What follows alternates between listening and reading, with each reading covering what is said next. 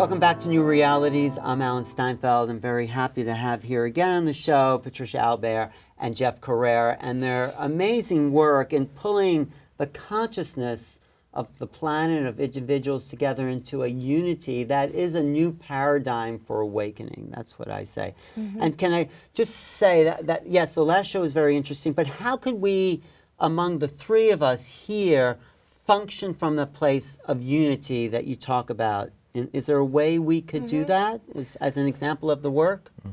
Yeah, to some degree. Yes. Just to say that the truth is, to some degree, we are there. Okay. All right. There's a certain amount of that we're inside together.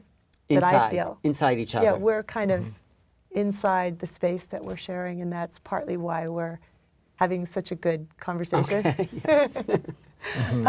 The activating principles would be like right now, like if we were to deepen the sensitivity to the level of how we're influencing each other in the space. How do we do that? What's the activating? It's just you pay attention to the influence. So that would be like you watching me and Jeff and us watching you, so that we're more like a jazz. Right. So to some degree, no matter what, everyone's always a little bit unconscious as to, how am I affecting your sound? And, are we following? So and we're did someone jamming out complete together. something? That's right. Yeah. I think Jeff has a solo to play right now. Okay, good. All right. Yeah, see? Well, no, but that's a great. Yeah, that's exactly it. Yeah. Because you begin to realize that the typical way we see ourselves is as separate individuals with things to share, sharing, and this you say no, we're making music together. We're doing something. This is not just I chip in my bit, she chips in hers, and you chip in yours. This is your listening is pulling things out of me as much as I'm contributing them. I'm getting a sense of it. So I'm aware of you, and me, and we're just trying to create this little thing together, this unique little jazz piece, and it's free form. But you also have been studying. So what's another activating part that will make us pull into unity? Like more, like synchronize our sound. Yes. Well, part of it is exactly what you're saying, is and what Patricia alluded to earlier, is recognizing that that's already what's happening, and one of the activating principles is engagement. And the way that I would translate that in this moment, and that's the interesting thing, is you translate things differently in every moment depending on what's happening here. But in this moment, I would say there's usually two things that are influencing us: our own internal ideas about everything, which is in the typical way we are, probably 90% of what's influenced. How many times you're in a conversation with someone, you realize they're not listening to you at all. Right. They're just looking at their own ideas and how their ideas are changing based on what you said. But so one of the activating principles of engagement means really giving my attention to you, really putting myself out into this room. Right. And allowing, so I stop feeling like I'm actually contributing. I start feeling like this is pulling things out of me. I feel that I do that as an interviewer. Right. It's one of the few places I can really be present, because all the other time.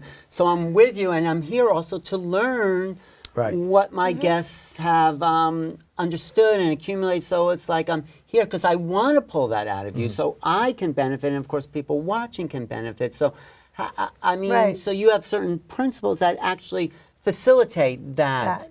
But it's also recognizing, like, you can feel also part of like a deeper tone that's happening between us that I can feel. Yes. Is that larger than the TV show, larger than our work?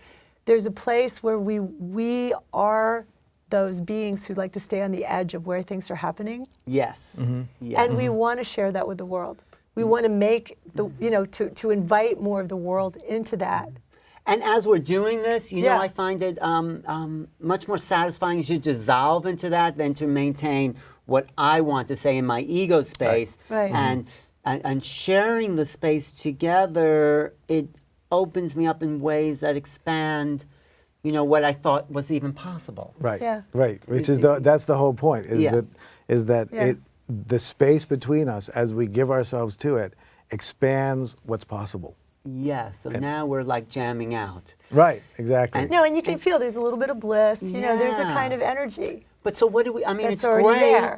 It's great. But just stay with it. So, okay. Here's the thing. Part of what we want to do is we want to push it. We want to push it. Okay, let's. Okay. No, don't. Okay. All right. Oh, we don't. We Here's want to the way- push it, but the But you want to okay, you just but we kind of like don't. go, okay. Okay. Then so that you're present to that. You're aware. The activating principles aren't something to do. It's more like you're aware. The and you're like- beingness. you're aware of them. It's kind of like a sound. Like if you're playing something, you don't just go boom like that. You're kind of like, okay, can we like tune it up? Can we bring it up? Can we bring it down? You know, you're kind of doing it from here, not from here.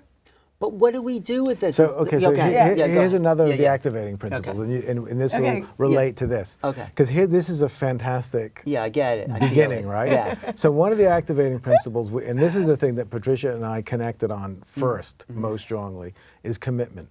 Because here we're just having a conversation. I'm not going to be here tomorrow. Right. But, So but we're committed to this conversation. we're committed to Yes, this we're committed to this conversation. conversation. But when we work with people, one of the ways you push it is you expand the commitment. What does that mean? That means, is there something here I want to be committed to long term? You mean like a collective relationship, you're saying? Like a collective relationship, That right? goes beyond this moment? Right. Why do we need that? Won't Well, they we take me don't. away from... No, we don't need that. Okay, we do. But in the group, no, we're fine. But in the group, part of the design is that a lot of people like to have amazing experiences together, and this can be a we space practice. People can use things and have like some really amazing experience, but it doesn't go anywhere. Oh, so you're saying the commitment is so they don't Yeah. go back to the me space. That's true, but also, Yeah. if, so in this example, if the three of us Yes. came to some joint recognition that there was something we wanted to commit to together, that would also change the space between us. Right. All It of a would. sudden, we'd be in Well, I a think different possibility. There is something we want to, is the no. fact that this exists in the world and that other people can get this. And when that really That's right. happens, all the wars and all the conflicts can dissolve because there's no separation anymore. Right. And people are Right. learning how to I'm work committed that way. to that. Yeah, clearly. Right, and we already have an implicit commitment because of the kinds of people we are. Yes. And the background we have, we're already in a commitment. Yes. But when you bring people together and they start to recognize that they are part of that commitment as well, they realize, well, this is one of the things in the Yeah. Who's in the Room. We didn't get there by mistake. People don't just wander into a 3-day workshop like that. Most people have been pursuing something tenaciously for decades before they actually walk in the door. Who they're meeting is comrades and family. Right. And as that recognition opens up, you realize that you have been committed to something and are committed to something, and so is everyone in the room, and that changes the nature of the space. It's no longer just an afternoon. This is now kindred that you're Right, with. but, and I agree, I'm sure, but once they get to this feeling that we are now having, that's the recognition that will commit them, but commit them further. But then what do we do with this? Now we have this collective awareness, and maybe people do watching it. Then what do we do with it? I mean, not pushing it, but Well, here, where's but it go? just to underline what he said about Can I just turn commitment. the question Yeah, around? yeah, sure. Rather than ask what do we do with it, because Yeah. the point we want to get to is when we start to find out what it's going to do with us. Oh, okay. What happens when it's no longer about what am I going to do with it, Okay. but it's oh my God, what is it going to do with us? Okay, then Who let's... are we going to become? And that's the shift in paradigm, part of the beginning of it, and the commitment part is huge, because when you really commit to being in it with everyone and you're building the connections for at least a year, it's very different than a weekend.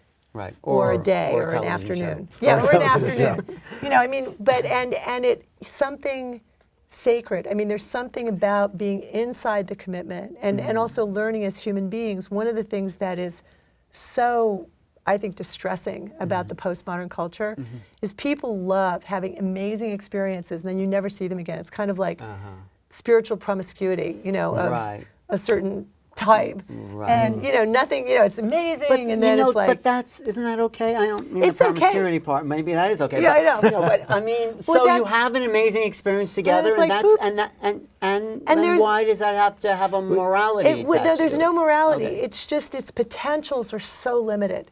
Okay. So It you're is saying the really potential for like a amazing coming experiences here and there with everyone. together can, And are yeah. one of the things, because we are in a culture which values choices and options. Right. We basically always want to leave our options open, and we feel like if we don't leave our options open, we'll miss something.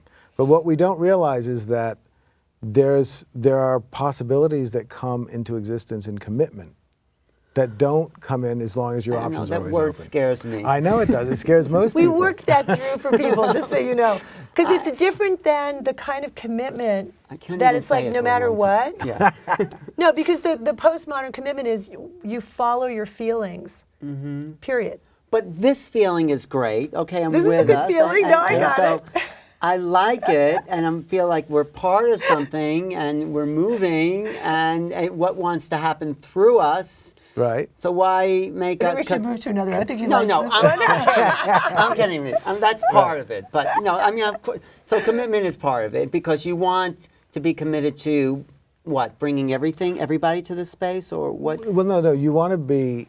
So what happens is, it's no longer something that just happens once. But we're committed to a developmental trajectory. Yeah. Right. And real change happens over time. And Or we're- in a moment. Or in a moment, right? But it needs to sort of play out over time. And you know how transformation works. You go through easy times, you go through difficult times. And one of the things that here's another related vector. A related vector. We talk about staying on the inside, and this is to me one of the most amazing. Yes, tell me what that things. means. So with the way groups usually work, any kind of group, right? You come together. When things are good, you're all together. It's a we. This is great. When when any individual has a challenge, or when the group has a challenge, there's a habitual tendency of stepping outside. So if I'm challenged, I want to step outside, work out whatever it is I need to work out, reemerge perfectly into the circle, As opposed in your groups, you work it out together as a group. and stay on the inside, stay connected through the process. It has a lot to do with consensus, voting, or everyone has to be in an agreement in order for a decision to be made. I mean, that's using it in a political sense, and if someone isn't in agreement, then either they're seeing something the group's not seeing, or the group's seeing something that individual's not seeing. So it's a way of bringing people to the same wholeness. Yeah, I would say. that's part of postmodern, the It's postmodern part, but it paradigm. could be used in this way because you're bringing these But it things isn't. to work out into the group, right? Is that what you're saying? Yes, and I want to just be more clear. It has more to do with there's a consciousness when you're inside a group that's different than when you step out. I right? can see that. So it may be that you stay inside and work it out on your own. It isn't necessarily that it has to be a democratic or process. I could stay inside and say, "Hey, I need to speak up more," or something. Sure, or that's absolutely. But doesn't that come back to me? And then if I do that, then I'm not feeling the collective movement. Then I'm already separating myself. Except when you do it. The beautiful thing is when you stay connected and you put yourself forward, even though it probably is coming from some degree of separation. As soon as you put it forward and it's in the mix, you immediately go. It's like you get sucked right And it back also in. lifts the group to a higher And it level lifts- because that stuff was Absolutely. there anyway. I get that. Well, here's another piece that's, I think, huge for human beings, and especially in the postmodern culture where nobody's really committed to anyone. Is a that lot. what postmodern means? Postmodern is, people are working on themselves, and it's kind of like, this works for me, now it doesn't work for me, gotta Okay. go. So- I mean, there's a lot of that. So what were you going to say? So I'm saying that in this, the fact that I would stay inside with you, so even on a relationship level, if you and I are committed to one another in this way, it means that if something's not working for me, that I would stay inside with you and we would work it out. Okay. And we might decide that I'm leaving and you're leaving, but I don't just announce it to you from the outside.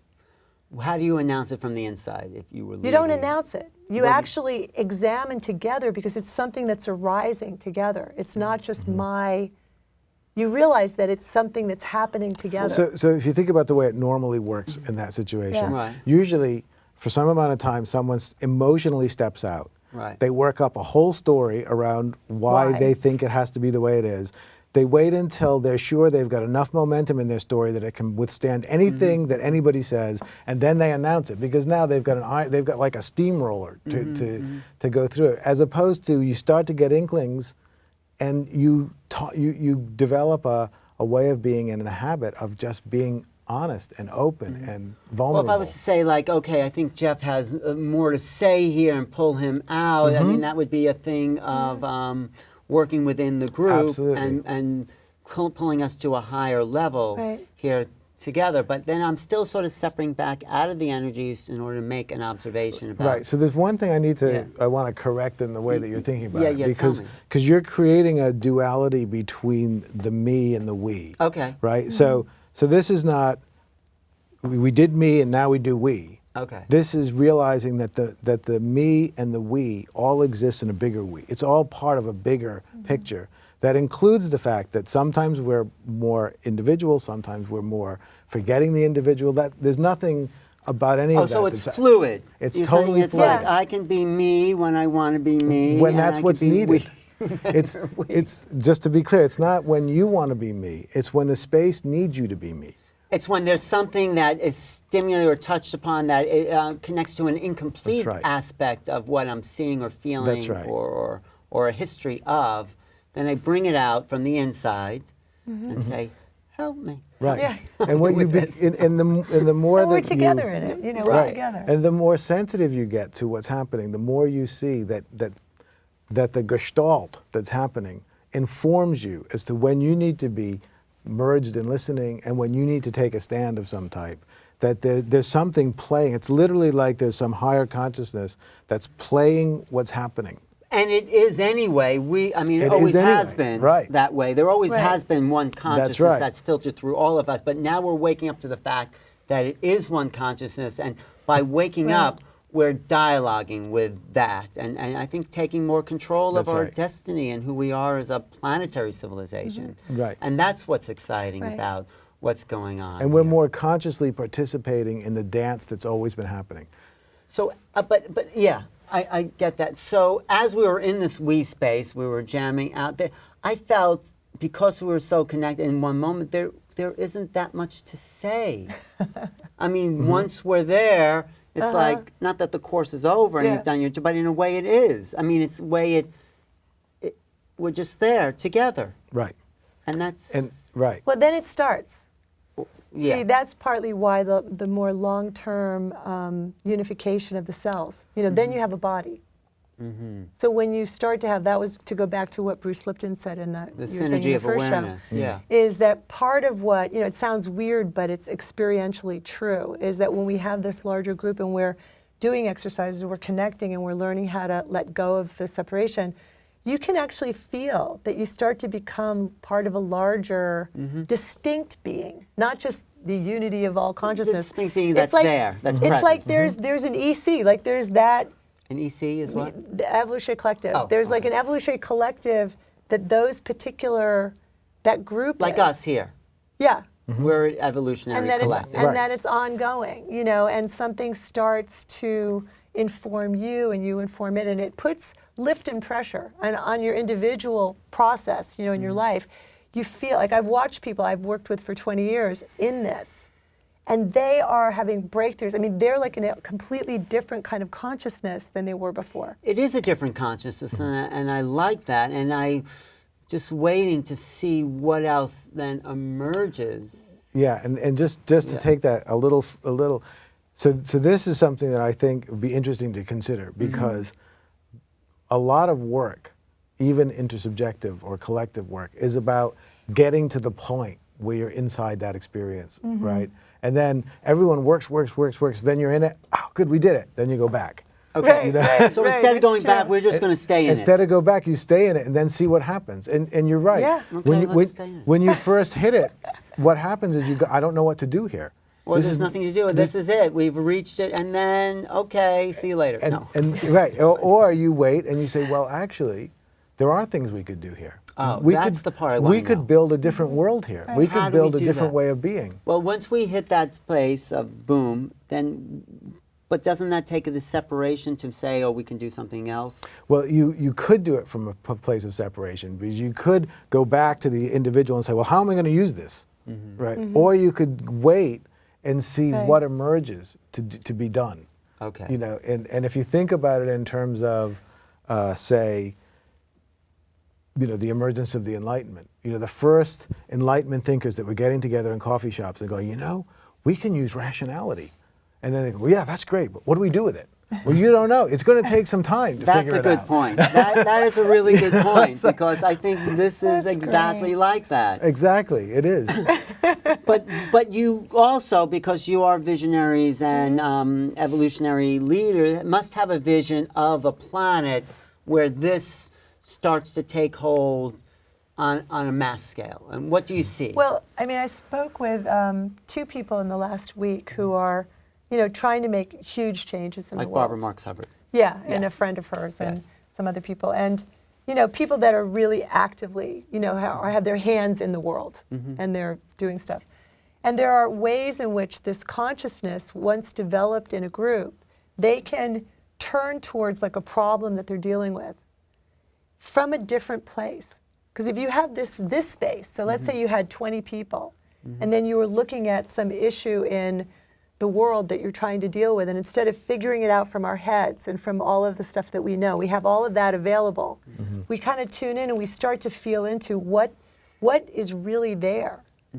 And you start using a multi-level dimensional consciousness and levels of information. What's really there that needs to be addressed from this collective awareness. And even the focus of that unity on something, consciousness changes things. Well, even in a corporate setting, you could do this in. Totally. I mean, do you do that with corporate? Because We haven't. Not that you're selling out, but it's Not yet. because I think that if you could bring this awareness to a company that has a similar focus with everyone, then new ideas could emerge from that. But let's talk planetarily. I mean, if we want to talk really big, what does it look like, or what could it look like? I'm not saying we know, but what do you imagine it looks like for this to be, how rationality swept the planet, if this swept the planet? Right. And that's, I mean, it's an impossible question, of course. No, but, we're just playing. But just playing, the key would be that for the individuals, we would begin to look for this emergent sensitivity. And we would begin to find that there's a wisdom inherent in reality that will start to inform how we are together. So how would it be? I mean, one thing is we would be able to garner our global problems usually are not problems of technology or not having solutions. They're problems of not being able to garner enough collective will to enact the solution. That's the big problem. Right. The big problem with the world is you can't get people to agree to do anything. Right. And so, but this, as people began to see, no, there is an objective, something that wants to emerge here, and they can see it together, then there'll be the capacity to garner collective will. So what kind of world will we create when we actually start doing what needs to be done rather than what we think needs to be done? I mean, how fast can things change then? And they have to change really fast because we don't have a lot of time. Well, that's exciting because I think a lot of the problems of the world is the greed. Like, I want my money, I'm going to pollute it for my company, and it's just awful that those things have existed. Wars, because this is mine, I'm taking it from, so if we came from this space, I think it's a kind of utopian possibility. Because you're demonstrating, and me here feeling that this is a palpable reality that could exist for everyone. That's right. Absolutely. Why not? I think even... just that as an example in the business world, a friend of mine working in a similar, different but similar way, is out in California working with high-tech entrepreneurs. And the way companies start, you always have to have a marketing person, a technology person, and a visionary. And those three get together and they create a company. So together there's a bunch of visionaries saying, well, the way it works now is we all promote our own idea. But is there a way for us to start to think about which of the ideas among us are really the most important for the world, and make sure that gets the best marketer and that gets the best designer and that, but it's like, how do you get people beyond their selfishness and their attachment to their own idea to be able to come together on what's really the best for everyone? Yeah, and they have to do the work, like you said, to get to that play. I mean, we've been through, like you've been saying, the years of, workshops and all that stuff, and the world, maybe the world is getting through that in their own way, with these collective traumas and all that is bringing people together. But what do you see, Patricia? Well, part of what I see is, and you were here for 9/11. I wasn't. I was actually in Hawaii, but You were But if lucky. I had to be somewhere. Yeah, it's a good but I place. mean, this is New York, and I've worked with a lot of people that were here right after, and I they felt said that- connected here. It was like, oh my God, my too. city, look what's happening. I could not take my eyes off the television Yeah. watching the same. Anyway. Well, everybody was inside. There Yes, was a quality, and there they said was. no horns honked for 3 days. There was, Everybody was people were nice. walking around and connecting, and they were inside something. You know, David Letterman said a funny joke after Oh. like a week after the 9/11 he said, now it's okay after a week for New Yorkers to give each other the finger. Yeah, Anyway, that's just it was sort like, of- but I mean, if you imagine that, and the world was Yes. paying attention. There was a Yeah. way that everybody was. Yes, there was a collective There was something awareness. happening. Yes, right. yes. And it felt like, isn't it supposed to be like this? Like it actually felt, not the disaster part of it, but the way we were being with each other. Yes. Felt human.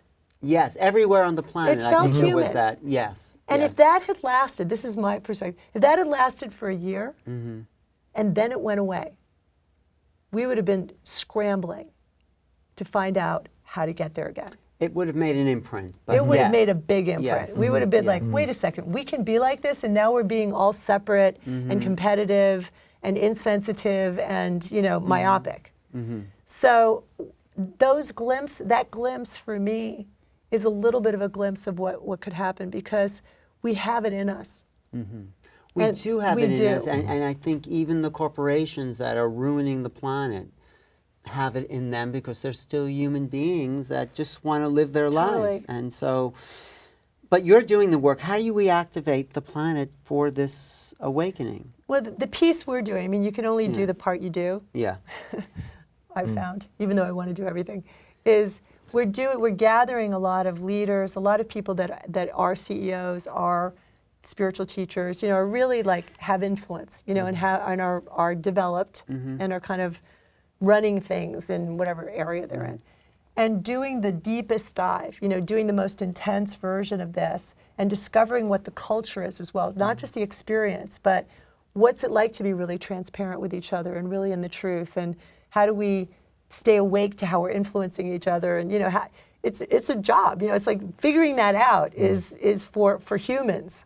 I've likened it to, we're like developing a culture that's like, if you were living in the South in the 50s, what was normal then, if you had about 100 people that were trying to live from a different way of perceiving, we're like that.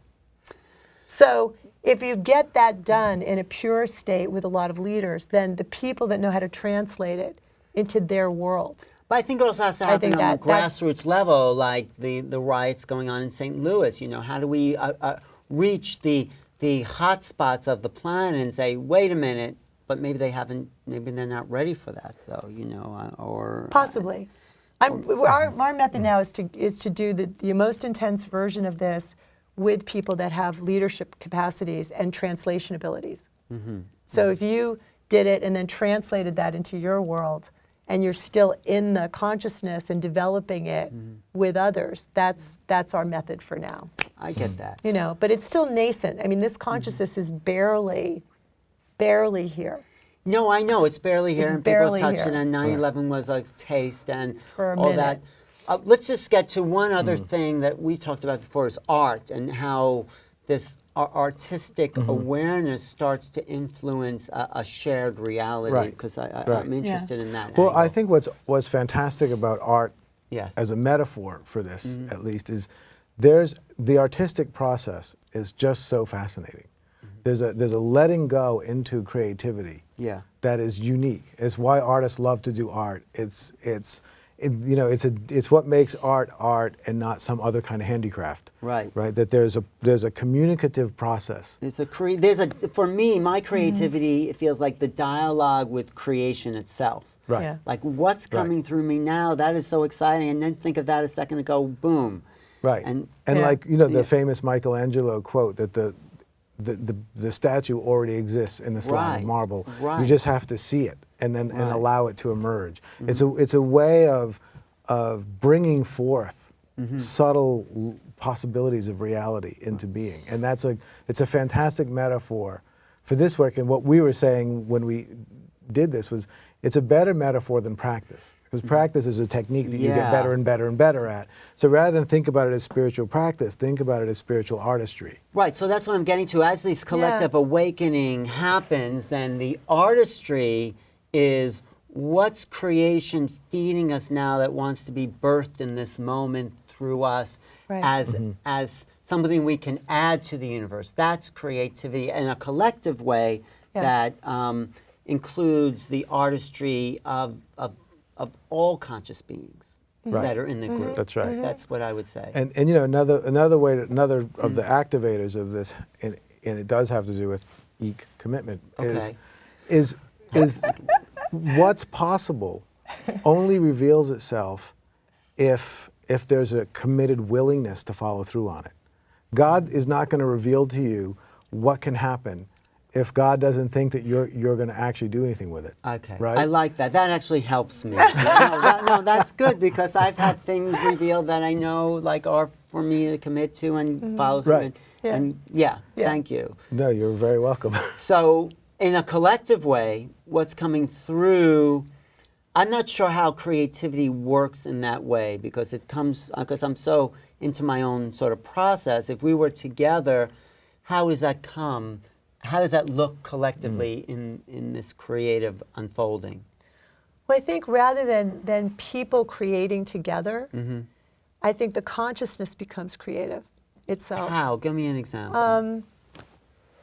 Well, I feel that's quality of creativity pretty much all the time. You do. But I in do, a but group experience, when you're like one with everyone, how does Yeah. it come through you then? It feels like creativity. It feels like when you know when you're dancing and you're being danced. It feels like the way of being and the way people share too. It's like instead of sharing their inner subjective experience, sometimes it sounds like rap. You know, it sounds like people's communication is like poetry and something's happening in the room and it feels like it's art as life and consciousness. And then it can translate into artifacts and forms, obviously. But I think it activates the creativity of being. Yeah, I Yeah. like that. Yeah. And there's a phrase in the book that we use, we call it improvisational transformative poetics. I like Right? that. That's good. But because what the idea is, usually we're just looking in our heads, taking an idea, putting it out through our mouth and giving it to you. Right. But this is more, you lean into the space of relatedness and then you just allow things to come out of your mouth. Things you wouldn't know exist. You and don't. then- You hear them for the Yeah. first time with everybody else, and then someone else is jamming off of and that. Yeah. then someone else is. It is an improvisational dialogue. And so the creative force then moves through us, and then That's right. Then my mind says, okay, then what do we do with it? We don't do anything with it. It does something with us. Then that's when Okay. we catch its wave, and I mean amazing things happen. Things you couldn't Like predict. what? Like what? Like for instance, people will just start talking. We don't do any work on individual issues, but people will just start having insights that have been bothering them for decades, that And they've healing. seen therapists forever, And and all of a sudden they'll see right through it.